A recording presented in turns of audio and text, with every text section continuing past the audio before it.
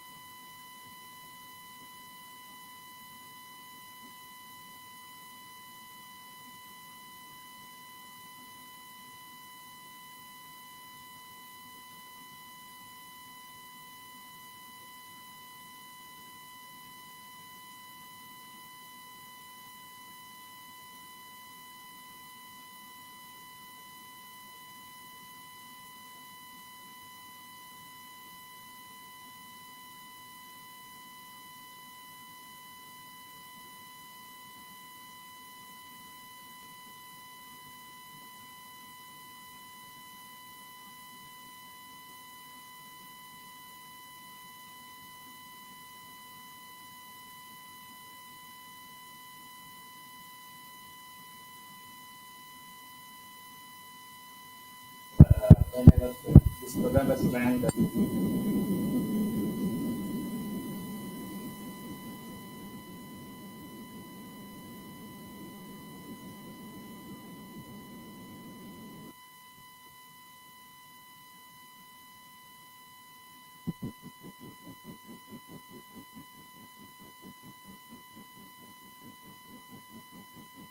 asking to comment on how to connect the great lecture to computer studies and to understand that Gramsci or related to the communication. That's what I tried.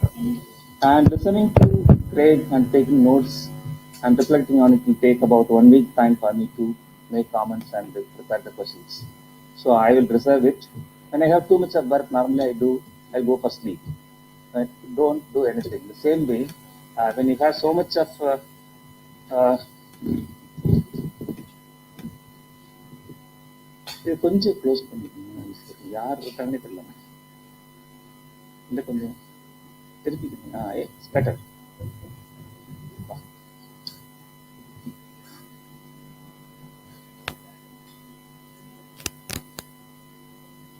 Okay, so the entire discussion was about language and hegemony. how language is being used and how language is being uh, uh, used to control and dominate, hegemonize, or to make people to subvert and other things, right? That's what, and there are so many things. As a journalist, I had so much of experience about usage of language, and having continuously, even I quit journalism some 20 years back. I've been watching closely as a journalist, as a former journalist. I've been watching the role of language in writing, and I have been translating quite some number of texts. So I know that what is how to connect with that and how to understand that. There are so many things that I'll raise it a little later. And when I was asked to study about that, I found that at one point of time there were 14,500 publications on Gramsci in 33 languages, different languages throughout the world in humanities and social sciences. So it's a huge literature. 14,500 refereed, very good literature is available on Gramsci. So understanding Gramsci or connecting to communication take a long time unless you, like Professor Craig, that unless you read and read more and try to read originally about from Gramsci in Italian language or reading Bakhtin from Russian language is the right way. But we are reading the research about Gramsci and the research about Bakhtin through the literature only. And so there are minimum 15,000 publications are available in 33 languages. And yeah, Gramsci actually, the words Turin, University of Turin and Sardinia, and he born and brought up in Sardinia. And his study was actually, I came across 2 degrees that actually he studied one thing called glottology. Glottology is nothing but the study of science of language, and philology, the branch of knowledge that deals with the structure, historical development, and the relationship of a language or languages. So these were the two probably courses that underwent through the two professors he mentioned about this morning, Ascolia and Bertoli, right? And so those two were the one who taught him on these lines on philology and the other course is called glottology. Yeah, glottology.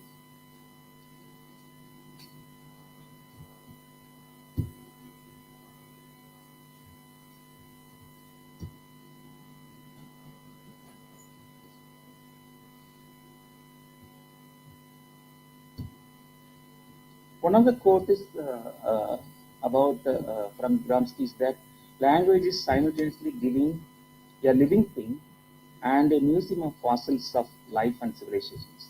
It is both a thing, that it's a contemporary thing as well as the past thing.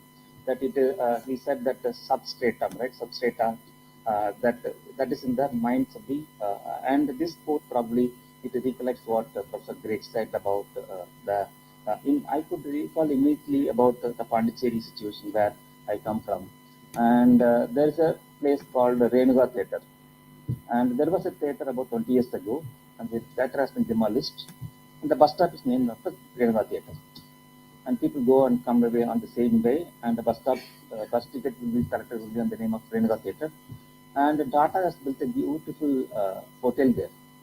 And you can see beautiful placards and their nameplates everywhere.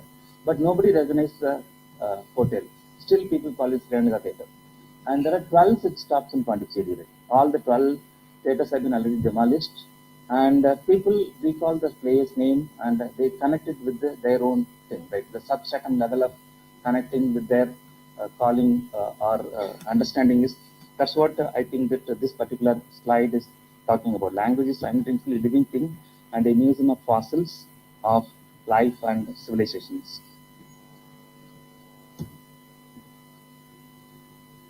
And he talked about the normative grammar, that normative grammar and the spontaneous. He also talked about spontaneous consent also, that we have to take later. That normative grammar is always an act of cultural national policy. That's a quote from Gramsci, that works both ways to dominate and to elevate the masses who are socially organized themselves. So that he has very much clearly explained. And the language for Gramsci resembles a semiotic system of science that, due to their relational and metaphorical production of meanings, cannot be studied and evaluated apart from ideologies. Language, or the use of language, the practice of language, cannot be studied unless you understand the ideology on which this is operating. That's what has been mentioned. There's a problem in operating the slides.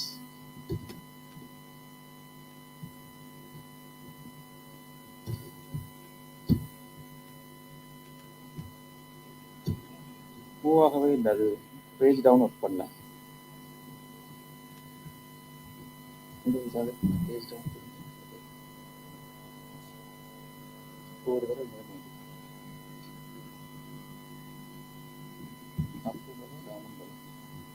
Struck ஆயிருக்குல்ல. Okay, இல்லை வேண்டாம்.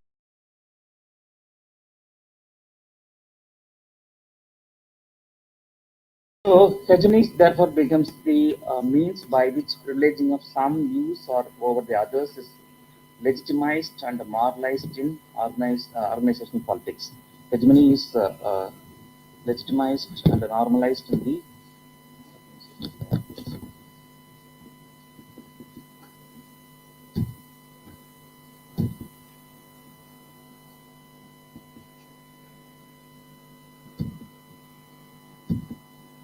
he mentions about the sensus communis, the common sense. That's what I think that's the italic word for common sense, right? The sensus communis. Through language, sensus communis worked as an organizing principle of society that created a sense of community. So it creates its own sensus communis through which the society organizes and creates a sense of community.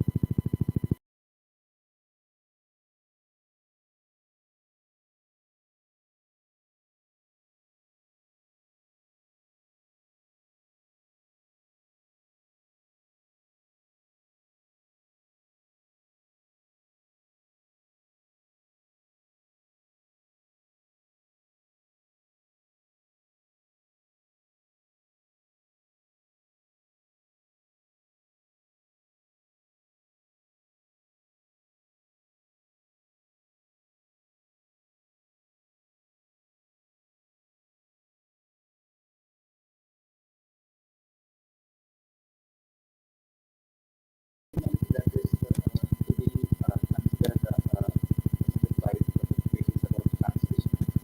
Translation or the consequence of political action. We explained it thoroughly. Translation must be understood as a political achievement.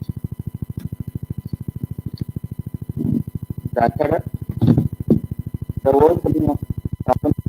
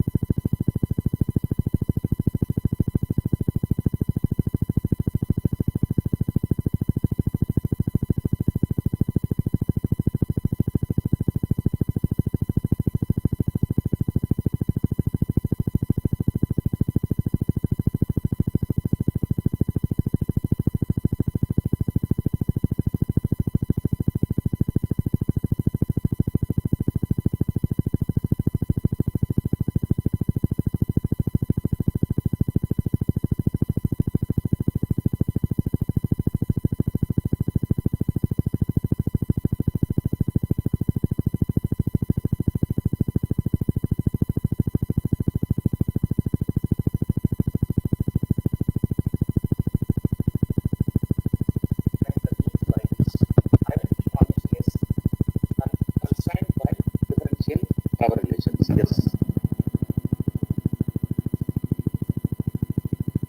And one more study is by Willem, that who used Gramsci hegemony to approach the challenge of rethinking power relations in critical cultural studies and communication. That particular author uses Gramsci as well as scholars like Foucault, Althusser, Laszlo, and Hall, and their seminal through revisiting and challenging the traditional notions of resistance and suppression. Yes, please.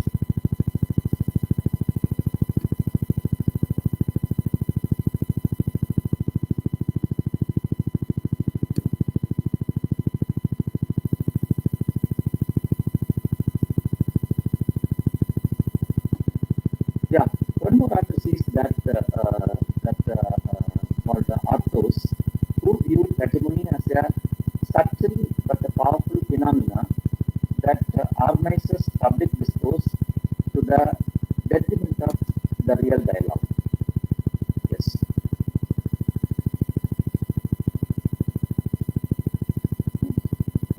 And one scholar called Shuaib, who studied he used the Hollywood film called The City of Joy as a case to illustrate the politics of which non-white cultures are marginalized in the particular film, while simultaneously centering and legitimizing white Western cultures. This particular film that's called The City of Joy from Hollywood, the study was 1996.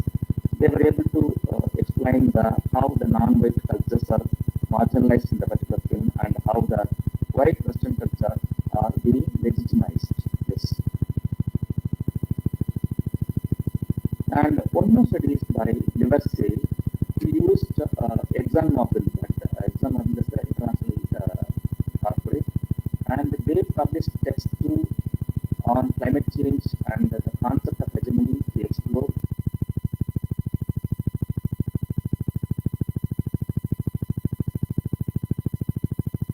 Yes.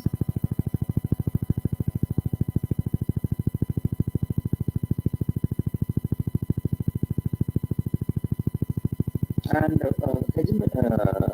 Gramsci uses defines something called a war opposition, and this was taken as a theme for study by one scholar called Day, which aims at challenging the existing institutions through what Gramsci defined as a war opposition, a strategic approach spanning successive conjectures and shifting the balance of process forces through interventions at various social and particularly within the intellectual and the cultural relations of civil society. Yes.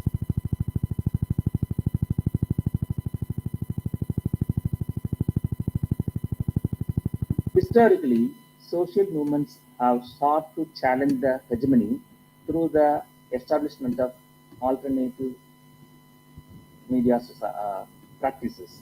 Only through the alternative media practices that many social movements have been able to challenge the existing hegemony.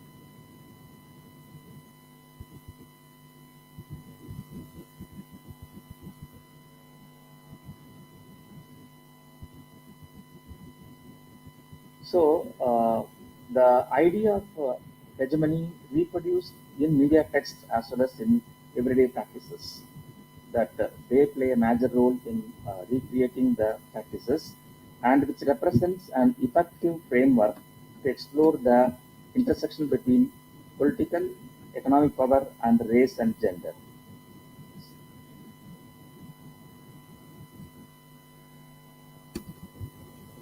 Go to the next one. Yeah, go to the next one.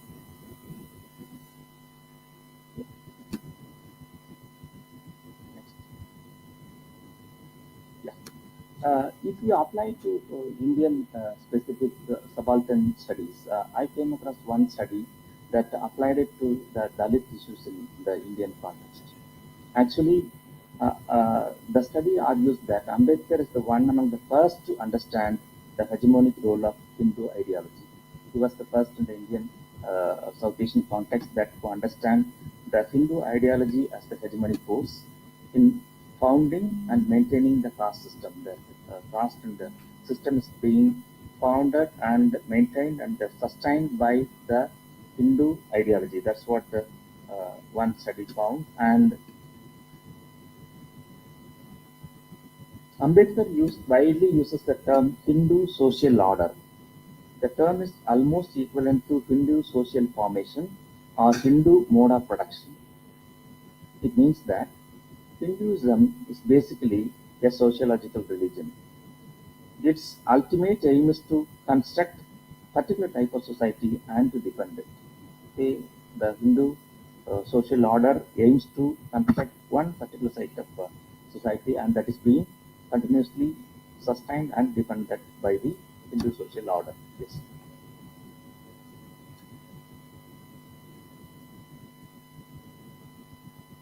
And Ambedkar ultimately informs that Hinduism is basically immoral, that he categorically calls it an immoral religion. And it reminds me of one of the work of Jessica Dutt. And in her coming out as a Dalit, in her book, she mentions that Indian society is essentially a unfair society. Almost the two arguments which are largely being constructed based on the hegemonic principles. And Ambedkar very fundamentally challenges the Hindu ideological hegemony. This has been done on the basis of the understanding of the Hindu religious hegemony operative all along in the history of India. Ambedkar sets himself to deconstruct fundamentally the Hindu ideological hegemony. Yes. Ambedkar scrutinizes basic Hindu religious texts such as Vedas, Upanishads, Bhagavad Gita, Manudharma, and Puranas and shows that the caste system is intact, substantiated by all Hindu scriptures. That whatever that I have listed, we gone through that and proved that those are the scriptures that uh, sustain the Hindu social order. Yeah.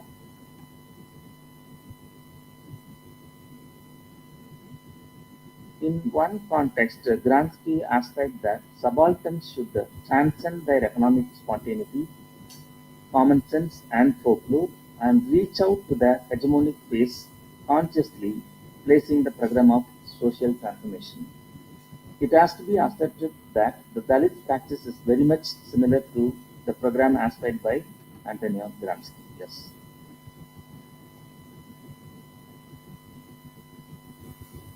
The Indian civil society is thoroughly permeated by aggressive caste practices. Reason, logic, discussions, media activism, social ideals, religiosity, etc., miserably fail in front of the caste practices of Indian civil society. Here, civil society is not concept-based as it was conceived by Antonio Gramsci. So these were the some of the studies that I came across where the the Gramscian ideas were applied in the communication studies in general. And with regard to other aspects,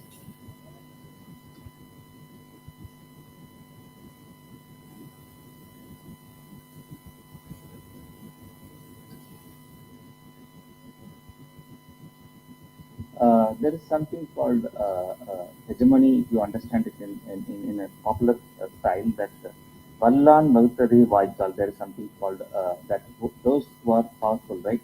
That's something like survival of the fittest. And if you translate the survival of the fittest in Tamil, it will come out as Vallan Vagutari Vaikal. That is there. In some of our classes, we have mentioned that we use something without knowing that whatever that so powerful they decides, we have been following it. For example, in the common day-to-day news language, there is something called Middle East. Middle East is east to the American or the Western countries. That is not east to us, right? Middle East is something Western to India. The Palestinian or Arab is not east to India. But they use the term AP and Reuters and other international agencies. They call the space of Palestinian as Middle East, and other places are called Far East. But unknowingly, or we are trying to use it as Middle East, but there should have been very consciously. Agencies like Al Jazeera, if you watch it, probably Al Jazeera never uses the term Middle East. They use West Asia, right? It's West to us. They cannot. They won't use West Asia. That American agencies won't use the term West Asia.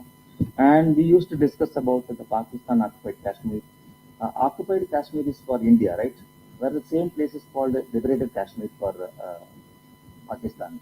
And what if the third party, like Sri Lanka or Bangladesh, how will they call it? They may have to call it something different. Whereas BBC uses the term India administered Kashmir and Pakistan administered Kashmir, whether they don't subscribe to whether it is occupied or liberated. So it is applicable to everywhere. Even LTT operator, LTTU dominated or LTT controlled area was called always liberated area by LTTE, whereas the Sri Lankan used to call them as occupied space. It is everywhere. Everywhere you go there, then the same kind of terms should be used. I want to say that we have been controlled and we have been uh, to use Middle East. Unless you are very conscious, we frequently use the term Middle East in our conversation. I noticed in somewhere very recently also. And in Tamil context, right, when Congress was in power until 1967, that even 50s, Anadrai wanted to change the dialects or the kind of language that is being used by the dominant parties. They used Jilla party, Jilla committee. Jilla committee is a normal term used to the district committee for Congress, and they have the Taluga committee. All that Jilla is a North Indian term, right? It's a Sanskritized term, and Taluga committee another thing. Whereas Anna used Mavattam, Vattam, another thing. That was introduced very gradually, and Ondriyam, such kind of things were very carefully introduced by uh, Dravidian parties.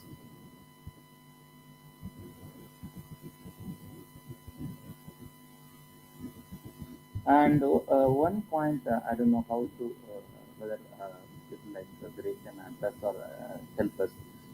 The society, the civil society that are the common public, they have a kind of rigidity and they don't accept anything very quickly and they don't try to make it. One example is that I don't know how do you look at bicycle.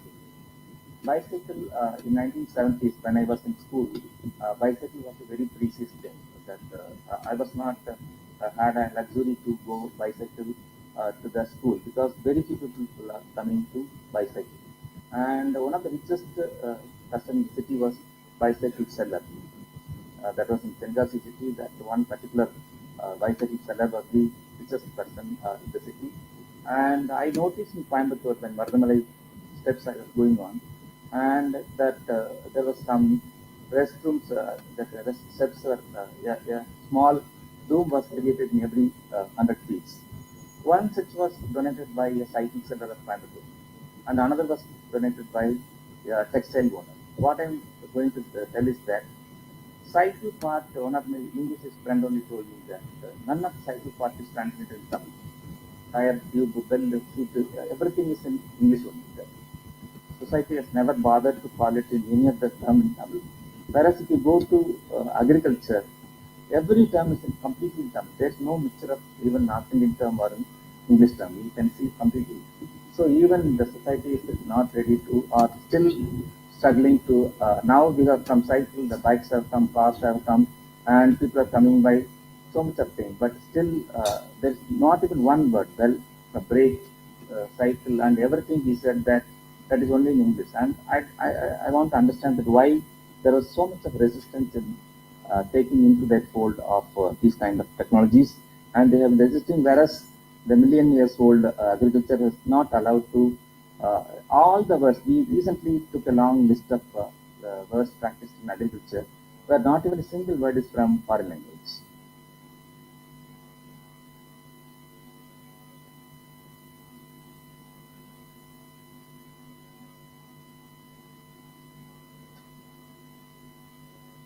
Yeah, and before I conclude, only one thing is about this morning I asked about Haneef about what is the equivalent of nicknames in English. He said one particular word called Sabrika, right? Yeah, yeah. He said it's Sabrika, right? Actually, when we don't like somebody, we put them, particularly people who are powerful, right? Normally they have so much of nicknames or Sabrika, basically, called Sabrik, right? Sobrika, Sobrika. That is the one that we normally call them by nicknames. It is very common in any campus that particular teachers were given with some nicknames. Uh, and the other point is that they call with a surname called Sir. Haneef is always called as Haneef Sir, Arul Arul Sir, and they call it Sir. But when they refer to Dennis McFile or to Shakespeare or Valdemar, they don't use Valdemar Sir or Dennis McFile Sir. They are not using it.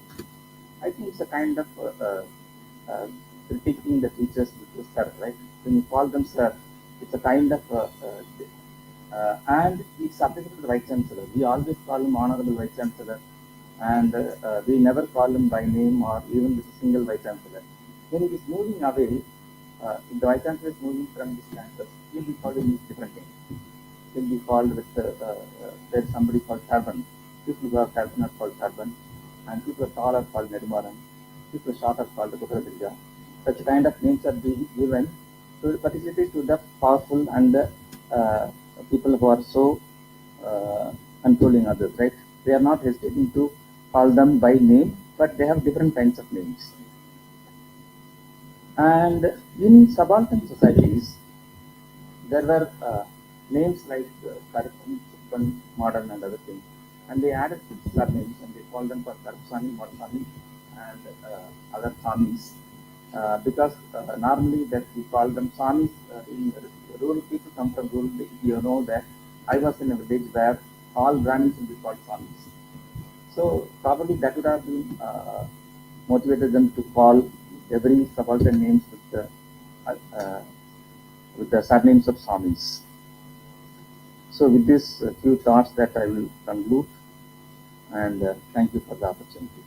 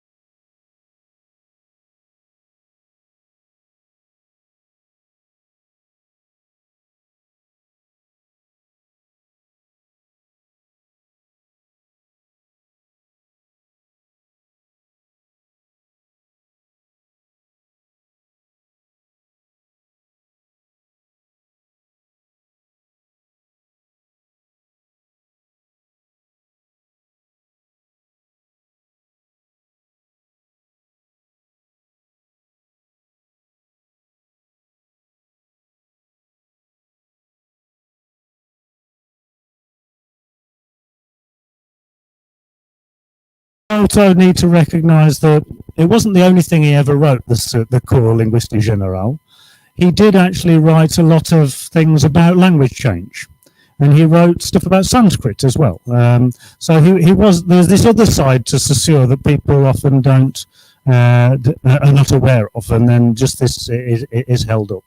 So I guess the answer to your question is that he was certainly aware of all of these issues. The idea that of a synchronic study of language was there before Saussure. It's there in Baudelaire de Courtenay, who we probably knew about. It's there in May, it's there in Bartley, I think. But it's not systematized the textbook in order to guide for what linguistics should be in the way.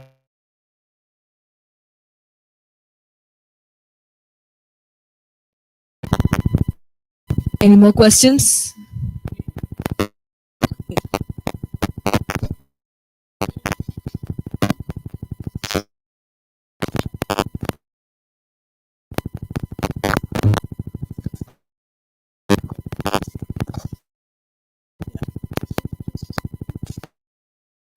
I'm audible. Yeah. So I got few questions actually, and more of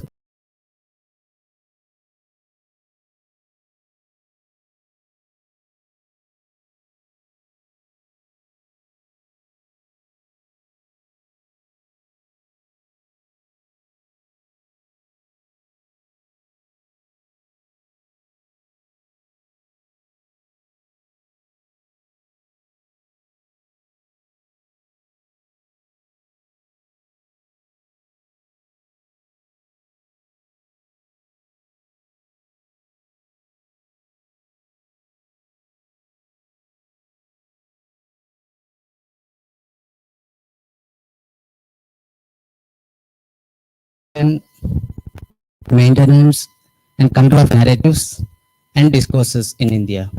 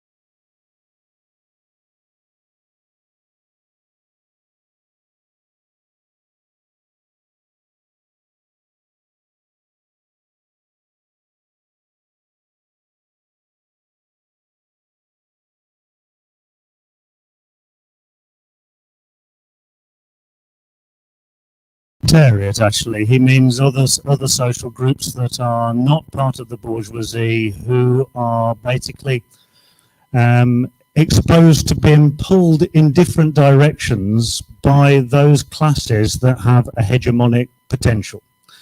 And under present conditions, that would be the proletariat and the bourgeoisie. So this was something that was debated a lot in Russia, both before and after the revolution, about the peasantry, because the peasantry was fragmenting into different social layers. There was no one peasantry in the way that there had been previously. And some of the peasantry was being pulled more towards the kind of market relations and being kind of small landowners who employed labor and so on to become small agricultural capitalists. And then there was another trend that were left landless or largely subsistence farmers. And they were open to different kinds of influence. But what mattered was that there was a battle between the proletariat and the bourgeoisie for the leadership over these social groups that were fragmenting. So when we talk about the subaltern groups in this sense, then we're talking about, and I think probably, to use Gramsci's terminology, those who don't have a kind of organic integration into the economic system in the same way, that are in maybe precarious position, or in a less rooted in society. Now, of course, that varies quite a lot from society to the society, and in the Indian case, because of the caste system, that takes on a particular coloration. I think it's a very complex issue for us to discuss the relationship between caste and class. I mean, it's something that's been discussed at length by many people. Ambedkar, by Didi Kasambi, by a whole range of people. I think it's problematic the way that it's often discussed in things like subaltern studies. I think the way that they approach it using Gramscian terminology, I don't think it's Gramsci had in mind for this. The way that people like Ambedkar approached it was much more so. So the question is, you know, what do you do about the caste system? Because you can't really organize on the basis of caste in order to abolish the class system. You can't do so. However, it's something that you can't ignore quite clearly. It's a question that you have to address. It's not a question you can simply pretend isn't there. And that was, of course, one of the problems that the Communist Party had in India, was it kind of tried to be caste blind, didn't it, for a long time, pretend it just didn't exist, and that we'll treat everybody equally. Well, unfortunately, the power structures in Indian society didn't permit that.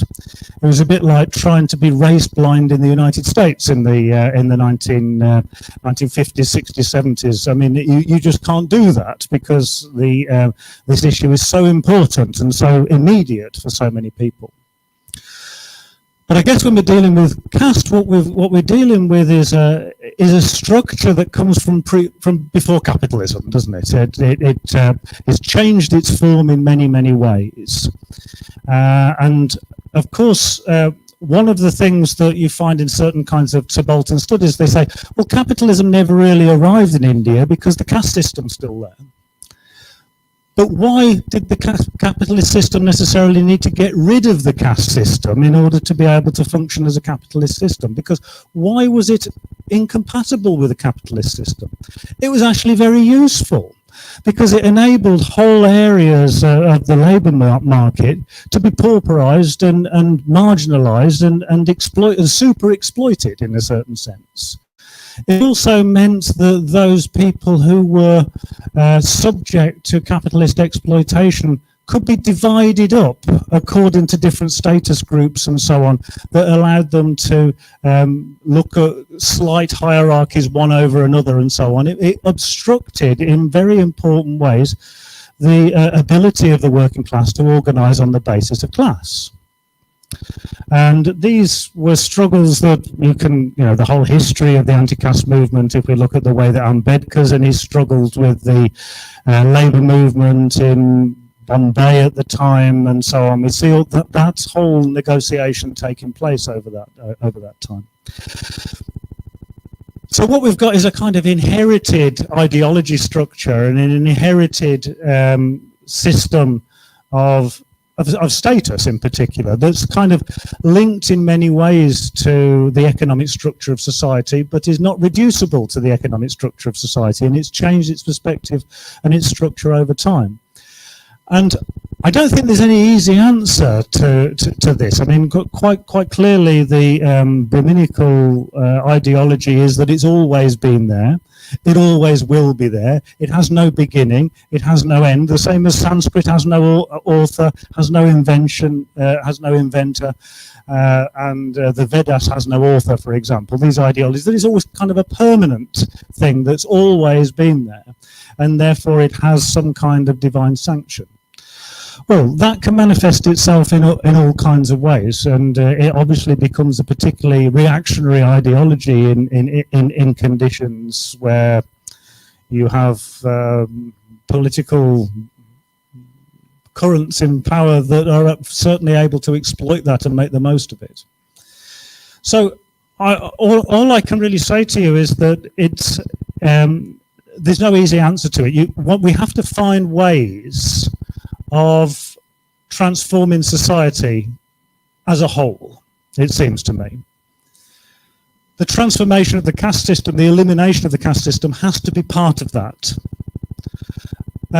Only the labour movement ultimately has the capacity to be able to organise across different religious communities, across different caste boundaries and so on, in order to be able to do that, because the reality of exploitation is such.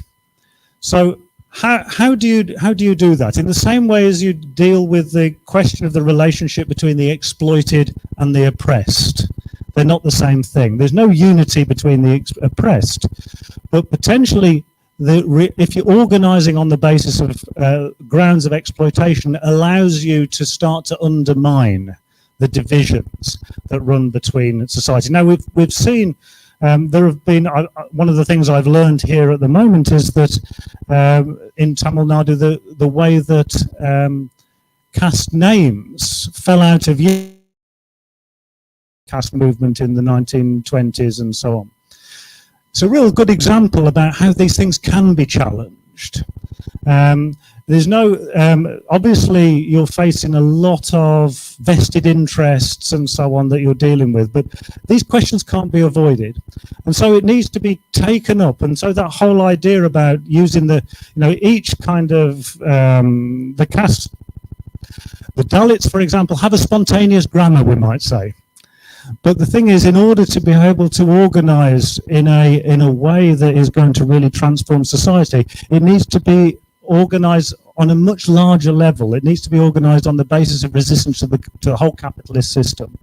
And that's what Gramsci means by this kind of trying to develop a written or normative grammar, something that really incorporates and empowers the lower caste, while at the same time liberating the rest of society. There's no easy answer to that. That's something that has to be worked out in practice, I think, about how you unify struggles, how you address issues of corporatization and resisting it and so on, and how that intersects with the various forms of oppression that enable it to continue. So sorry, there's no easy answer to that, but I think just certainly Gramsci and so on, I think gives us some of the tools that we can start to work through those problems. And it's a problem that everybody here needs to answer. I don't think it's a problem I can answer.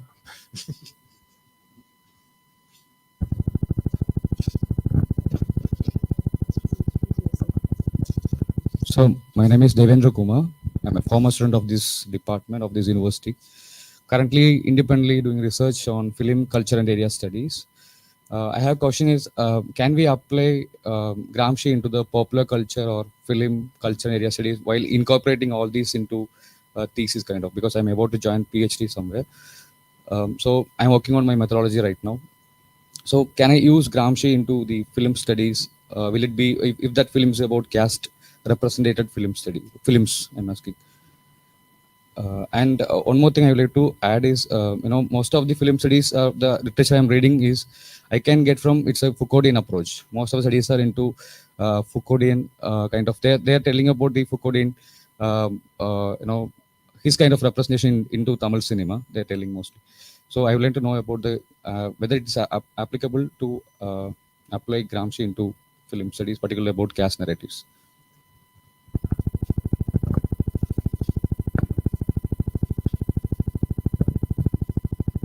Yeah, Gramsci has been used a lot in film studies in one way or another. And part of the way that it's been used is about audience studies.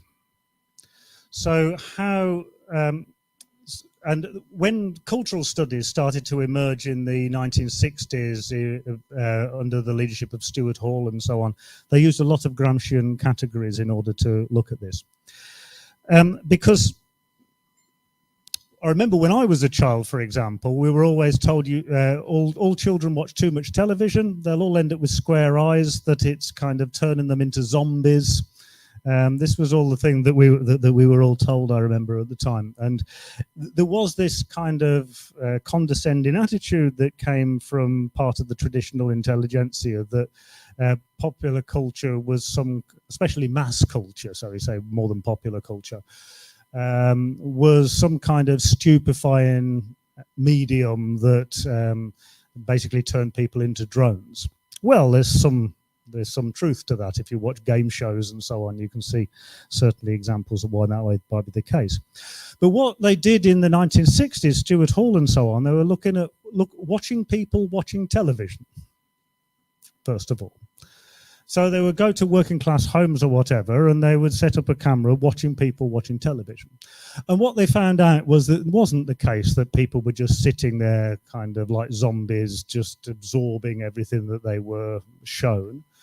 Rather, they were maybe talking to each other, going and making a cup of coffee, coming back, pointing at things, commenting on things that were going on the television. They were talking to each other all the time. There was an active engagement, and sometimes they wanted to throw things at the television. There were kind of all sorts of kind of active engagements that were going on. And so one of the things that came from that is that, you know, the working class, the subaltern masses, if you like, are not just passive recipients of meaning, but they engage with it and assimilate it. And maybe they, to some extent, accept the dominant ideological message that's being shown, but on others that they don't. They might have ambiguous feelings about films. They might have ambiguous feelings about television programs that they watch. They like it in some ways, but they're not sure it worries them in others. And they discuss all of these things.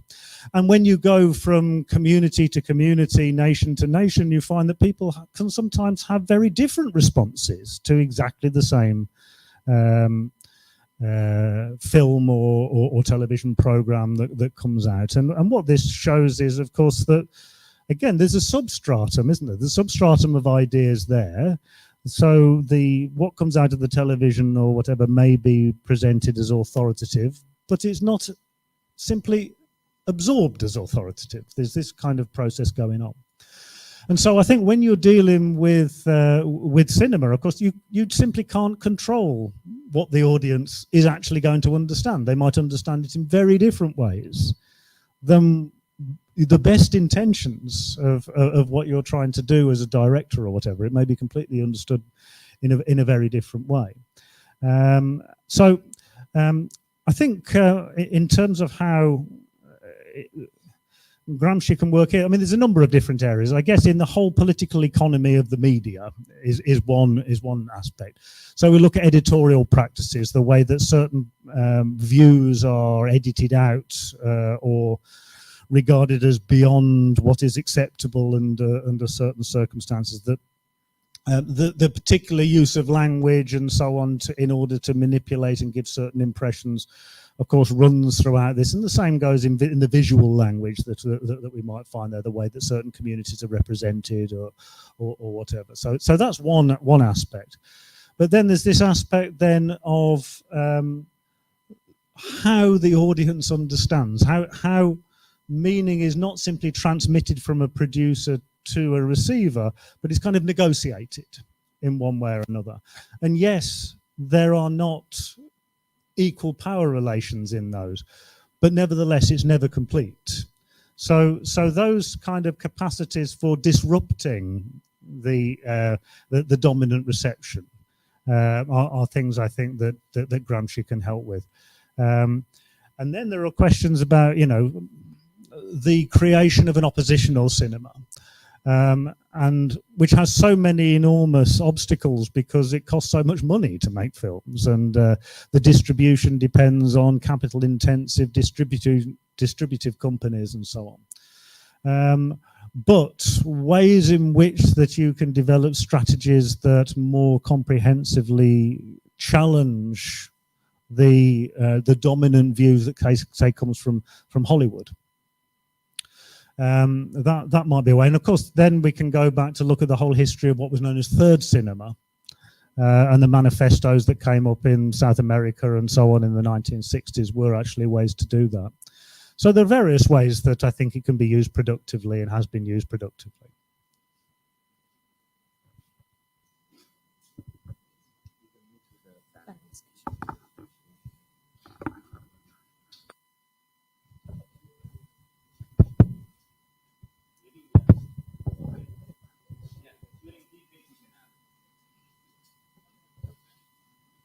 Thank you all. We are moving on to the panel discussion. Before that, let me invite Professor Craig Brandist, Dr. S. Arul Selvan, and Dr. Shuaib Mohammed Haneef to take up the stage for panel discussion. And I request our very own Professor G. Ravindran, Head of the Department, Media and Communication, to coordinate the session.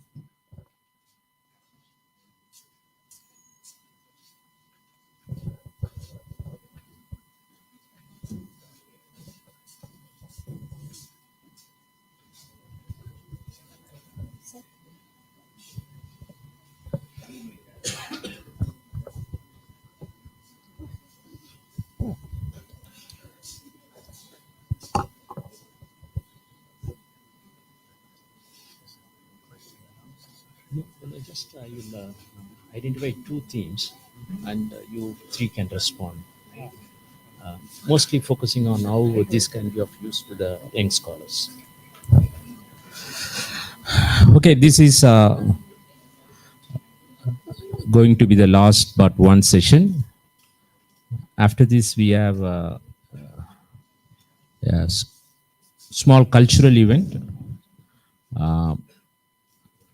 So this session, I think, should be of use to young scholars in the audience. I very much appreciate the participation of young scholars from different universities in Tamil Nadu. So I invite the responses of the distinguished panelists here to my question, very plain and simple. In what ways the ideas, thoughts of both Bakhtin and Gramsci can be operationalized to have a good outcome in the form of a PhD thesis, or to move towards a productive journey of a critically thinking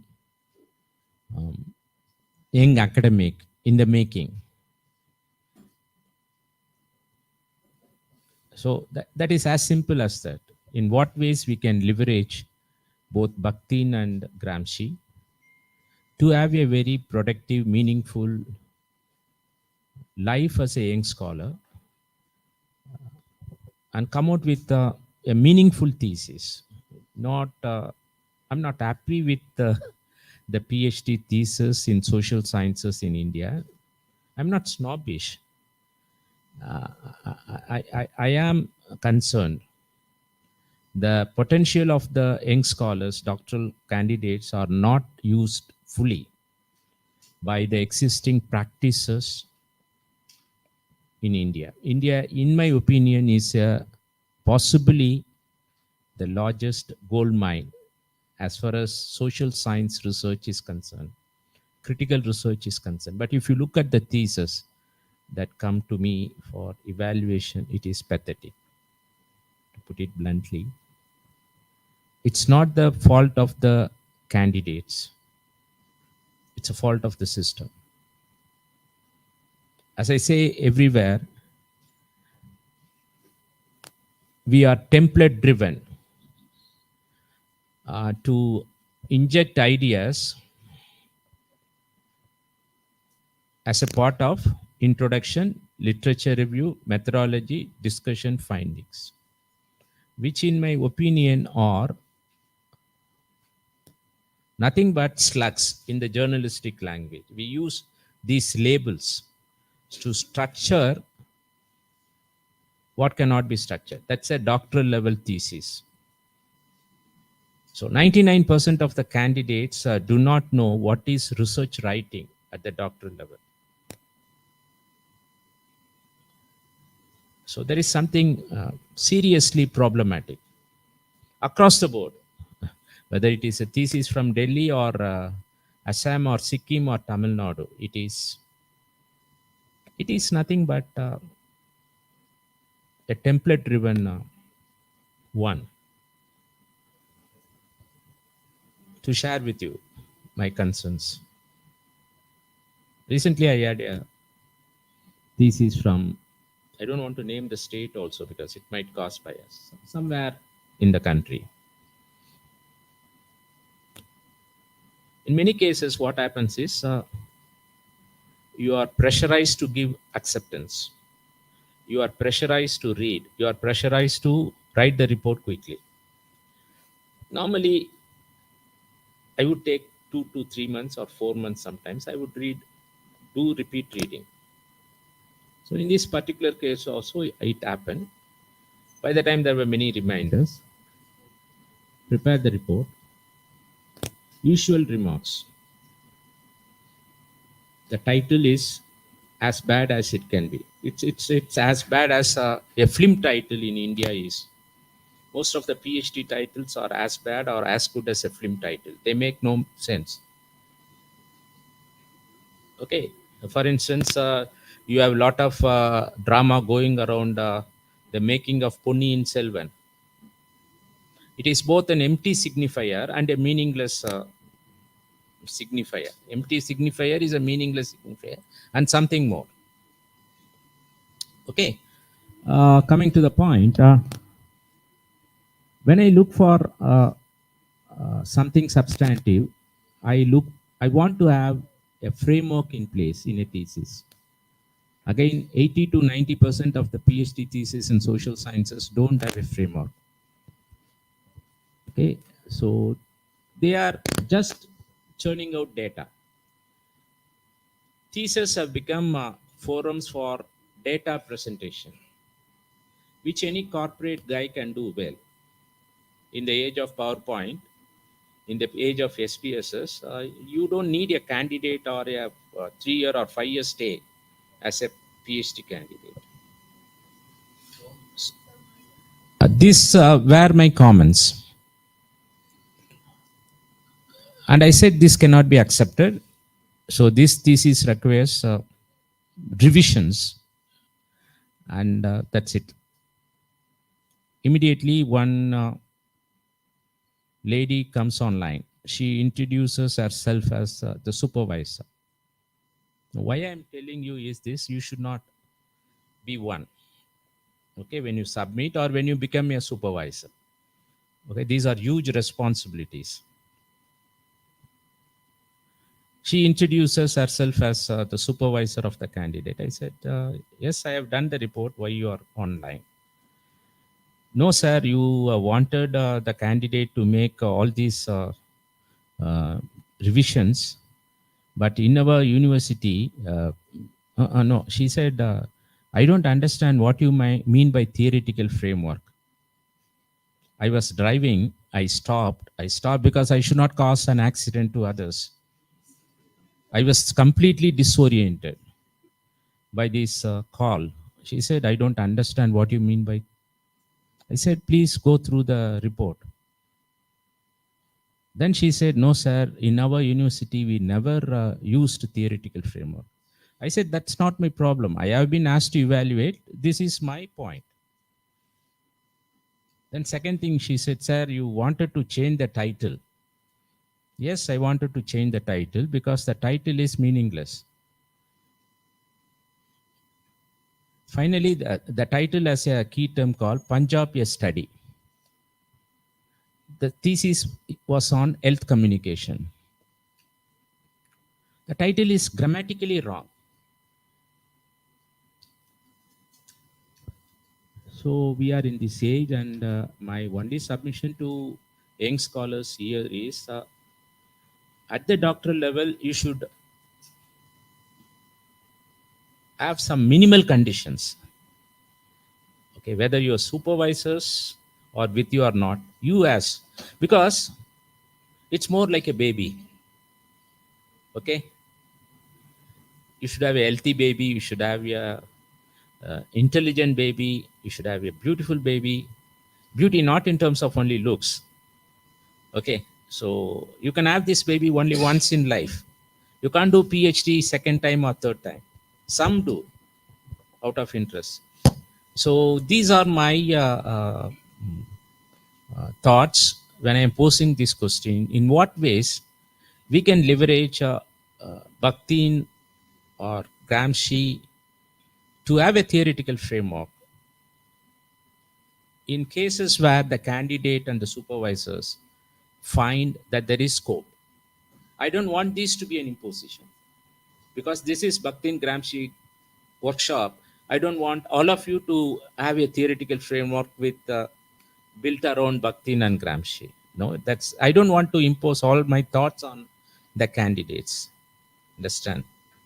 So you should be in a position to choose your framework, and you can choose a better framework only if you have read widely at least 10 or 15 scholars, and then you can take a decision whether I should follow this guy or that guy, or whether I should have my own. Okay, that is where we are lacking. We are very poor in theory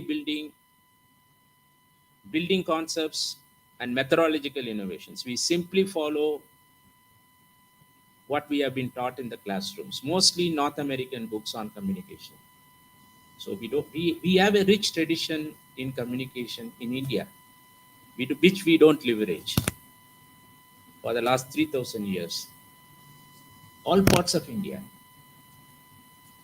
we don't read because our syllabi do not include them. Wherever I work, I have tried to include the local philosophies into the communication syllabi.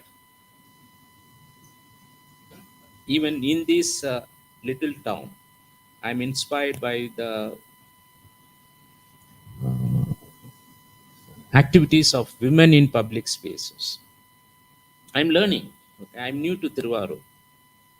Okay, there were very many feminists here. So next time when you go to the big temple here is Tiruvarur temple. Remember Paravai Nachiyar. Paravai Nachiyar dominated the public spaces of Tiruvarur 1,000 years ago. Not men, in a men's land. She was a woman. She was the dominating figure.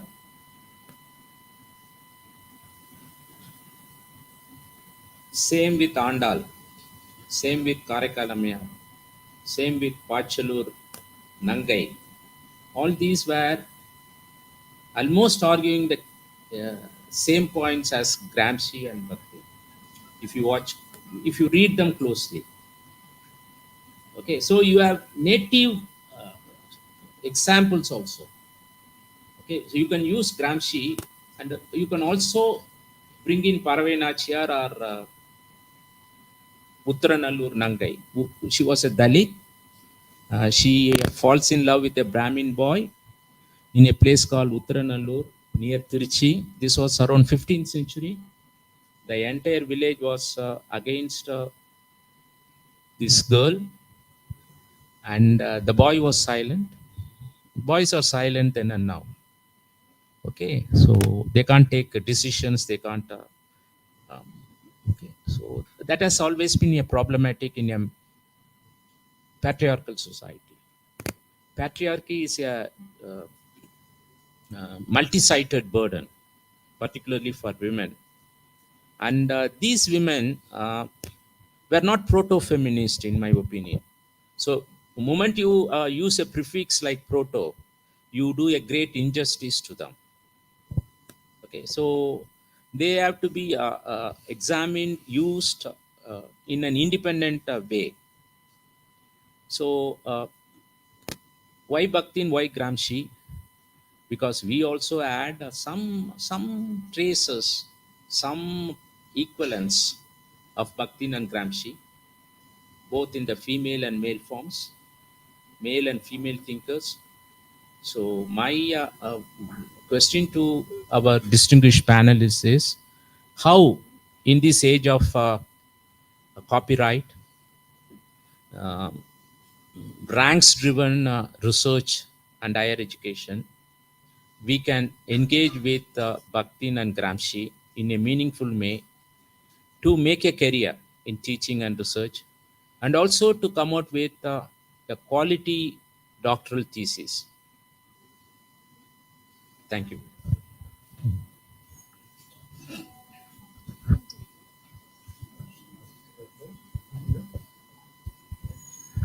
Okay, there's a lot of interesting questions about doctoral research there, and yeah, I've had a number of PhD students, and a lot of them have worked on Bakhtin and Gramsci in one way or another. Often because they've suddenly become very enthusiastic and very excited by the ideas. And one of the first things I always find I've got to say to them is, calm down. Yeah. First of all, you've got to think that, okay, that it's important that these things get to you, but you also need to take a step back and think, does it really work for me? What are the limitations? Where do these ideas come from? Can I use them? What am I actually focusing upon? And does it fit what I'm trying to do? Because one of the things we can probably learn, certainly from Bakhtin in this sense, is we all operate within a field, don't we? There's a lot of stuff that's been written before us. Every time we start to compose something, we have to do a literature review in one way or another. And one part of that whole literature review is to say, okay, I'm aware of the main stuff that's been written in this area. I'm aware of the strengths and the weaknesses of these things for the particular project that I have in mind, for the particular research question that I'm asking. So I need to assess and say, this is important, but it only gets us so far because what about this? And so we might move on to the next thinker. This illuminates certain things, but what about this? So once you're doing that, you're already starting to locate yourself very clearly within the big dialogues around the question of that you're dealing with. And this is fundamental for you making any kind of original contribution.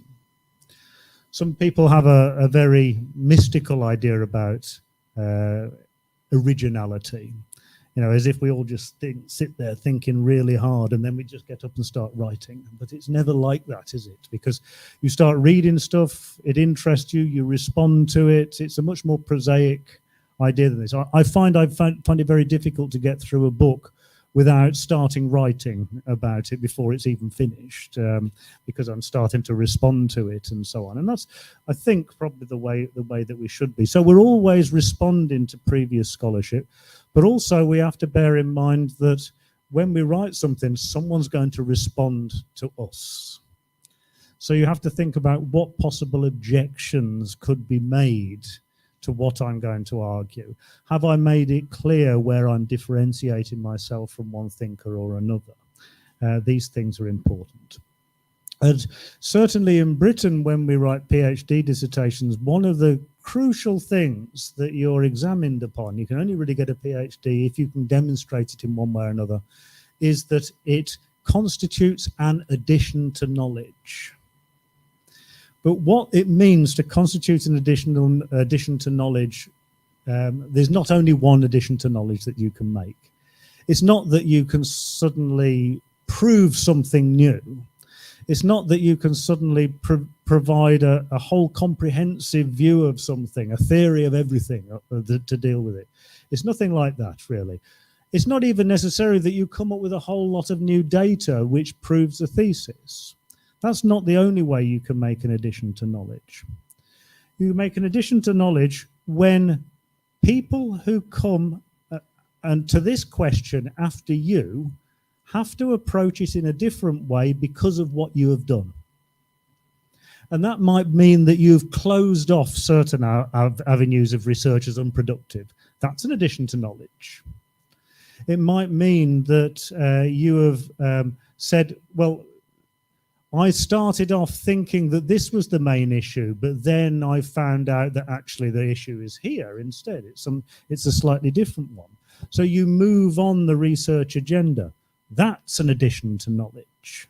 There are all sorts of different ways that you can make an original contribution.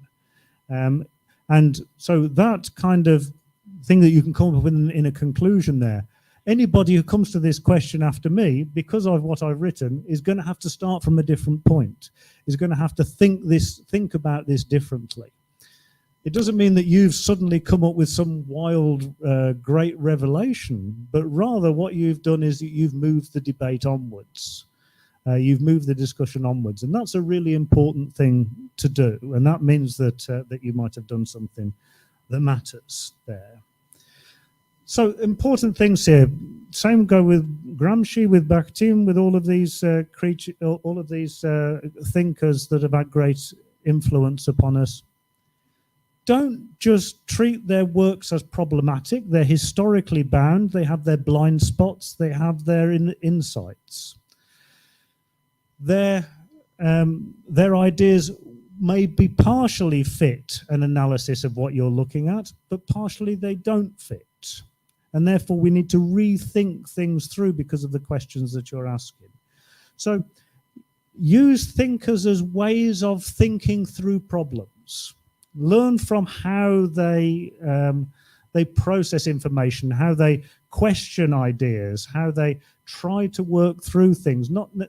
It isn't necessarily the answers that they come up with that's the most important thing about their works. It's about the way that they ask the questions, the way that they pose an agenda that is probably unresolvable, but you can start to work with it. You can think by the side of these thinkers. Don't treat them as problematic. Don't treat them as saints or something like this, or gurus. This is not really the right way to approach an intellectual, I think. But somebody who you need to take account of the way that they're thinking, and you can learn by the way that they work through problems, and that's a really important, I think, pedagogical approach that you need. What's specific to your object domain? If you're writing about television, for example, does Bakhtin, who writes about novels, really fit television? Well, probably yes and no. There are certain things you can take from it. So therefore, you need a very qualified approach to how you're going to deal with those kinds of things. And also necessarily, PhD dissertation, when you come to write it, it's the biggest thing you've ever written. It seems like an enormous thing. But one of the ways that you know you're making progress, I think, is when you find out, it isn't such a big thing. I can't write about that, and that. I can only write about that. Because that means that you've actually made some progress in your research and you've realized that it's a bigger project than you'd ever imagined, and you can only concentrate on something within it. That's usually a moment of crisis for many students who have started off with something that's hopelessly ambitious. But the very fact that they've realized that it was hopelessly ambitious is a sign that they've made progress. And sometimes people really panic about that because PhD writing is a very lonely business. But then you go and talk to other people who have done it and they've been through the same crisis. And it's a kind of growing pain in a way that it means that you're engaging dialogically and critically with these things, and that you're starting to move on. So when you evaluate theoretical frameworks, it's really important to have one, but you need to be careful not to be rigid about that, I think. What does a certain theoretical framework enable you to do? What does a certain theoretical framework obstruct you doing? And therefore, the work of one thinker as the basis of your work may not be appropriate. It may not work. You may need to combine the works and ideas of more than one person. But there's always a danger for that. And that is that you end up with a bit like trying to make your own pizza, and you choose various toppings and you put on. And what you end up with is something that you can't eat in the end. So what you need to look at is, if you're putting different ideas and different perspectives together, are they really fundamentally compatible? Or are there certain things about the philosophical, intellectual structures of the way that they're operating that you can't combine? Or are they partially combinable? Or do you say, well, actually, I like that idea, but I've got to rethink that idea and pose it in another way in the light of your central research question? It seems to me these are the fundamental things. So you're engaging with thinkers all the time, not simply following them. You're not going to make any great addition to knowledge simply by following somebody through and applying it mechanically to some new object of knowledge. It's not going to work like that. You're going to make a much better contribution if you're ready to challenge and think through these ideas and whether they really work, or whether you need to find a new way of engaging with them.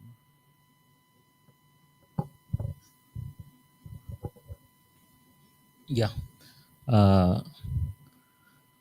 Applying Gramsci and Bakhtin, apart from that, I have to cite one anecdote. Recently, one of the professor from one nearby university came there, and he discussed about what kind of work that we have been working and what kind of thesis that we have been guiding.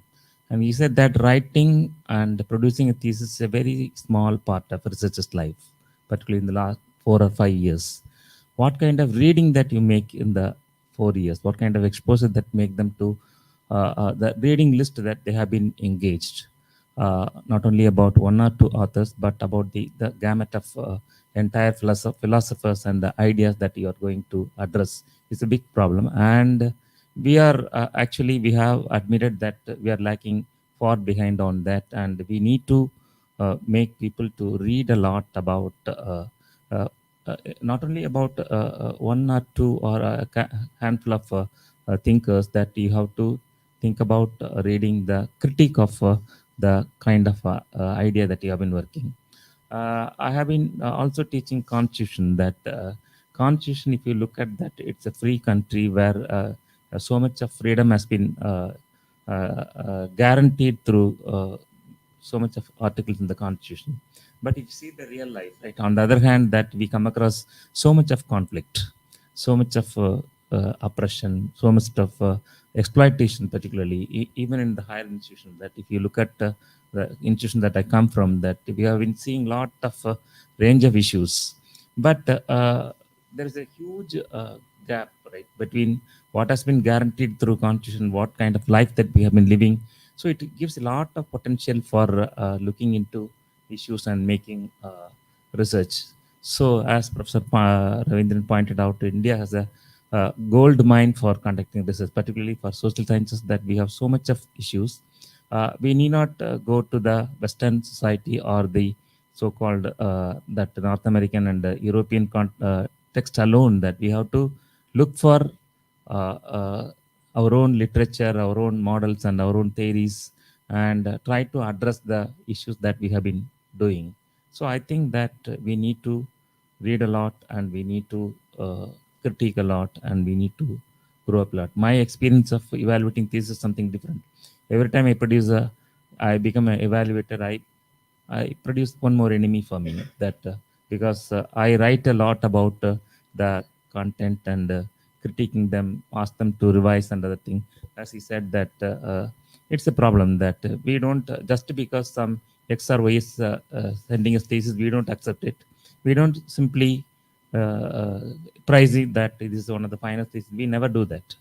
So I have gained nearly 10 enemies in the last 4 or 5 years, and they blocked me, that they have blockmarked me, and nobody will be sending me this. And in 5 years of service I have, I think I will create the entire group of enemies, and it will be a problem. That because people think that if X is sending me a thesis and I am sending a thesis to him, we have to mutually respect each other, and we have to approve that.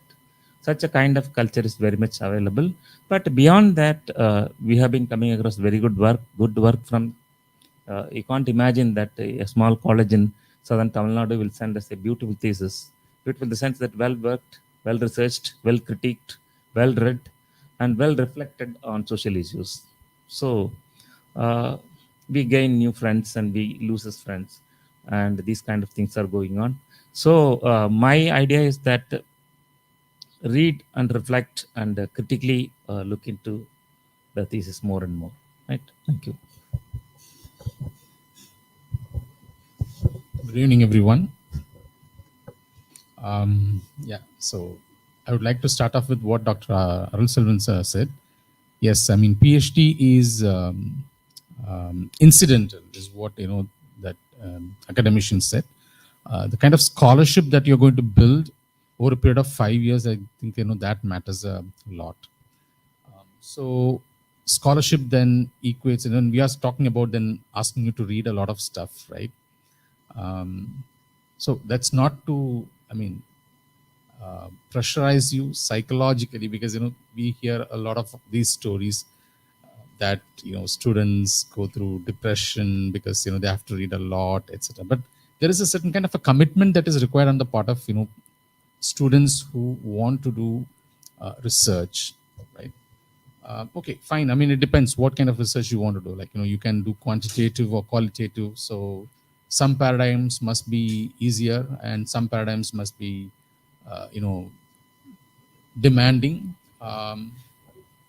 I think, these are questions one, needs to, deal with.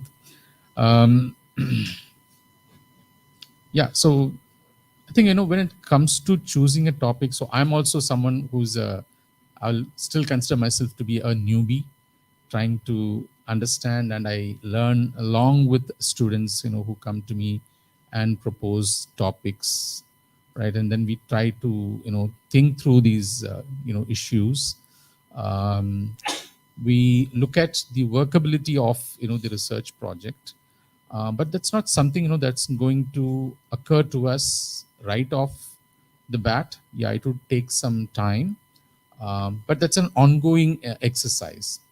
But what one should remind is that if your PhD period is 3 years or sometimes 5 years or sometimes it's 6 years, I think you have to organize your time in some ways or the other. I'm not saying, I mean, you have to overindulge yourself, in learning too many theories, because sometimes there is this avarice, kind of wanting to learn everything that you get to lay your hands on. And as Professor Craig said, that shouldn't be the approach. Yes, because you have a lot of time on hand. So as I said, PhD incidental, and then you have a lot of time afterwards, and you can continue to read. So that is how I have read. And so if you ask me, like, what is my reading about 8 years ago, the time when I joined Pondicherry University, so there's a lot of difference. So then reading, learning becomes a lifelong exercise. So there are a lot of questions both supervisors and PhD students might confront. For instance, if you are a student from, let's say, for instance, hypothetically speaking, from Kashmir, and if you're going to do PhD under my guidance, so should I be asking you to do a research on social issues, of Pondicherry, for instance, right? So sometimes, these are some of the questions, one would be confronting with. Okay, it might be okay if you are doing quantitative research, but if you're doing qualitative research, the student who comes from a specific place probably has embodied, these social, cultural values of that particular place, right? So I think, it might not be fair on my part, for instance, to ask the student to focus on social issues that are relevant to a particular place. So I think, these are all ongoing issues. So we confront, a lot of this stuff. I'm just trying to think aloud, as I'm speaking about this. So I think, if you look at the curriculum has changed a lot. So I still remember the curriculum that I had when I did my master's, and so I can probably say that Ravi sir was our teacher. So I belong to the first batch of MS University, and we still remember the syllabi. Like, we'd never had any papers that are to do with technologies that we deal with today. So we had more of society, culture, news, reporting, and so on and so forth.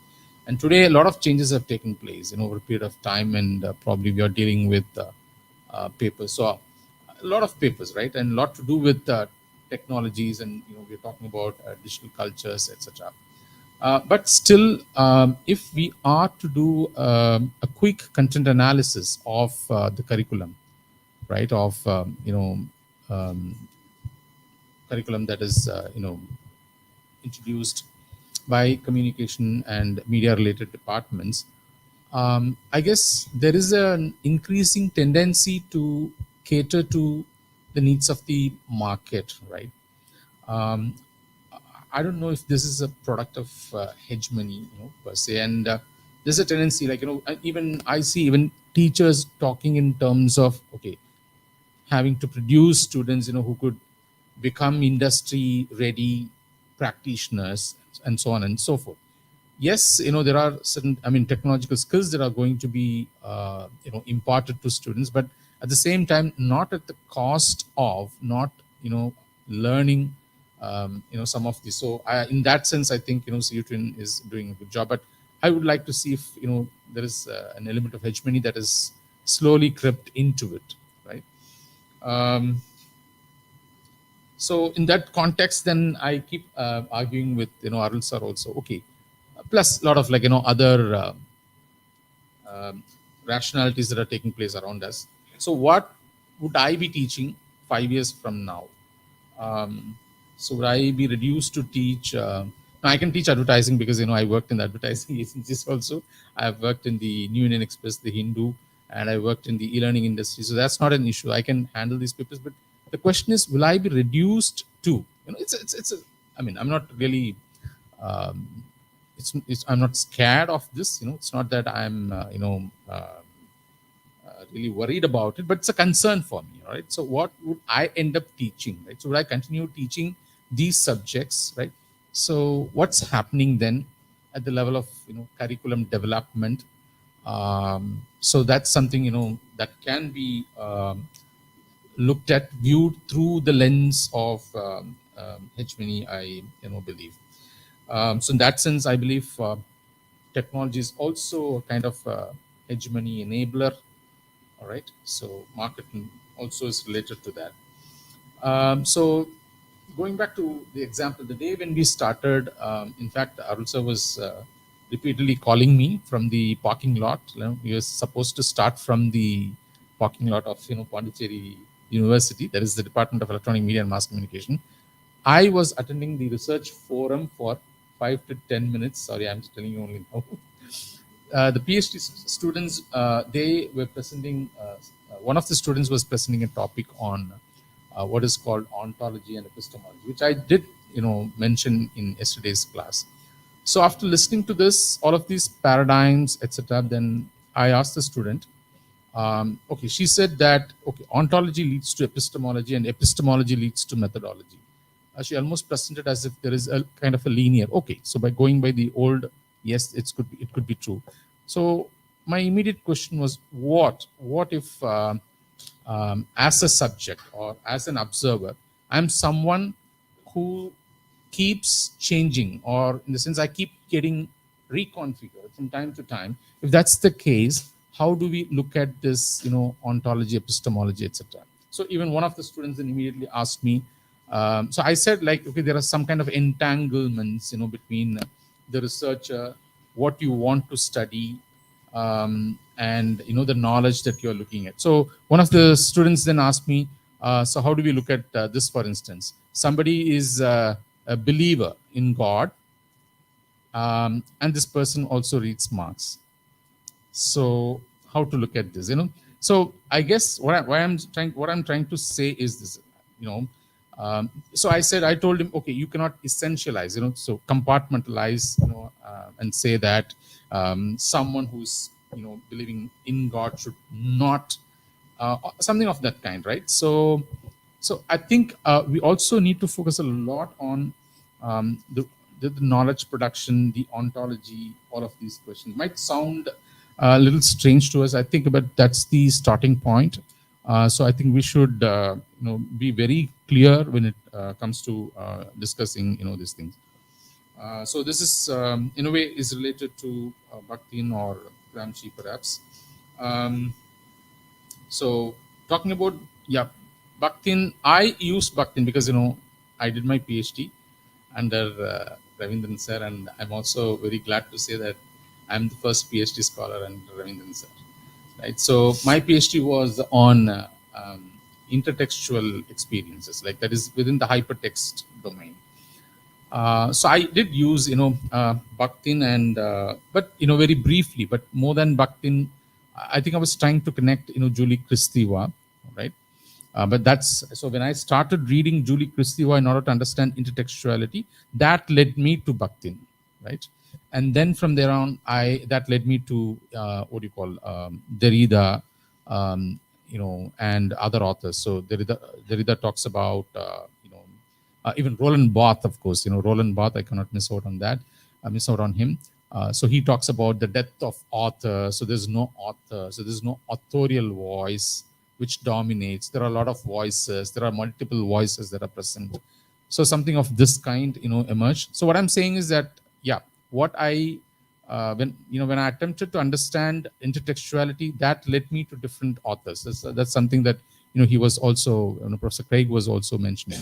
So you would understand at some point in time. So today, looking back, on hindsight, when I look at my thesis, I was just wondering, oh, I could have used Deleuze also. Okay, now that's not the way we're going to look at, when it comes to, so we are going to have a very bounded approach in the sense, like, keep this limited, as he said, like, you can try to tick off those things which you think, you cannot do, right? So again, when I was talking to one of my neighbors, she said that, do what your body can accommodate. So she was talking about her, she got her father got admitted to a hospital. He's 80 years old.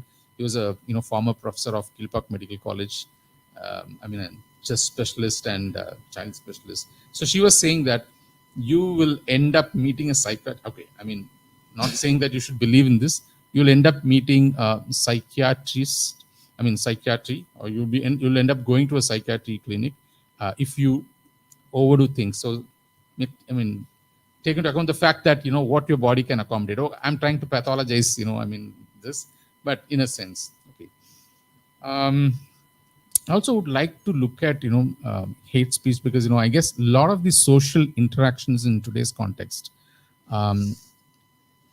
whatever is happening on social media, yes, there's a lot of informative stuff, but there's also, it's also become a platform where hate speech, is sustained, and there is a, so that's the place, right? So I want to understand, hate speech, and I really don't know if I should understand that as something as a product of hegemony. I'm just thinking through. I was just, I'm not sure, sir. Hegemony has led us to think that, it has closed, all those oppositional and alternative viewpoints, like the way we talk about filter bubble, in the context of, algorithms, right?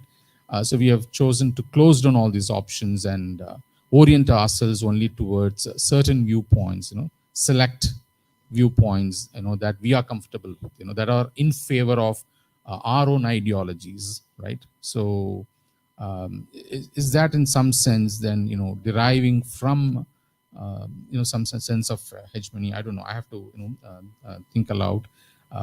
It's very interesting to, talk about hate and hate speech. Sometimes, okay, I'm just talking about, like, the authors that I read, like, Sarah Ahmed, who talks about the organization of hate, and something, very interesting, that hate is not, hate cannot exist without love. And when you start loving your own self, then, you have, this object of, hate and things like that. So even as he was talking about, like, how Bakhtin possibly could be used in television, so it just triggered me to think of parasocial interaction, and whether that could be, in any ways be compared with dialogism or something of that kind. So yeah, these are, some of the ways, and I guess, I'm also learning with, my PhD students. It's always a learning practice, but whatever Professor Craig said and whatever Professor Ravindran said, I think all of them, are important. Yes, because I think you need to have some plan, if not a very rigid plan, as to how you want to go about, doing your PhD research. But I think, there's a need for us to have some kind of a template, right, which is very, very essential, because a lot of times, students who join, to take a PhD research might also be under the impression that, okay, 5 years, I have a lot of time I have a lot of time to complete my research, and so I can spend the first 2 years, right, doing little work, and then I can intensify the work later on. So there are some students who might be facing some problems. So I think it's better to plan it out a bit. At least a rough template is always going to help us. Yeah, thank you. So I thank the distinguished panelists. Before I conclude, I would like to sum up whatever they said in the direction of how this can be of relevance to you, and more than relevance, in a practical sense, how this workshop can inspire you to complete your PhD if you are in the late stages, or think about a good framework within quotes. A good framework is a questionable framework also. In the context of what Haneef said, no, how to go about hate speech in social media. So here, a disciplinary framework can be a bad framework. Okay, so all of us are subjects of what has been imposed on us, that is communication. That belongs nowhere. Professor Craig has joined. Professor is a professor of intellectual history and cultural theory. He's not part of a communication department, but all the four are sitting in a communication department. So this disciplinary logic has imprisoned us badly. Now, hate speech in social media can be better researched if only we can understand how hate speech works in a oral cultural context such as ours. So hate speech works well with orality, suffers badly alongside print culture, in print culture. Okay, so we are not entirely gravitating towards print culture even after nearly 450 years of our relationship with the print. We are predominantly oral. We are also partly visual. So what transacts in a feudal oral culture is to be expressed as per the template of the social media. Hate speech in social media is also template driven. Those templates are prepared in the IT officers of India, as well as controlled by the IT officers elsewhere. But these templates are operationalized in different cultures across the world. So feudalism, orality, these are important determinants of hate speech. They work differently in social media, but not very differently. Okay, so the first challenge before young scholars is how to suspend our disciplinary orientation as communication PhD scholars. The moment you tend to get away from this location, your journeys as a PhD scholar and future academics would be very bright. Second, look at your PhD or MPhil or MA in a very practical way. These are short-term research journeys. Okay, these are meant to be completed within a stipulated time, 3 years or 5 years, isn't it? So you can't be very ambitious. You have to be very practical. There is something else that is a lifelong journey. If you want to do something substantive, you can do it for the rest of your life. Nobody is going to say anything. So try to distinguish between this short-term research journey, which is going to get you a PhD, and a long-term research journey that awaits you after your PhD, after you get a job. If you are still interested in it, in the same topic, you can pursue it. But never do a hodgepodge job. Okay. So somehow you have chosen this. Somehow you have become a PhD candidate. Do a perfect job. Always think about Hitchcock. I'm inspired by him because he was a perfectionist. Even today, the fans of Hitchcock throw a challenge in their groups. Can anyone find a missing element or an exaggerated element in any shot or frame of our master? There is absolutely no challenge to this question till now because he was a perfectionist. And the anecdote they share is whenever he went to a restroom, he surveyed the objects in the restroom, it seems. It's only an anecdote. We didn't live when he was around. So these anecdotes are meant to strengthen his position as a perfectionist.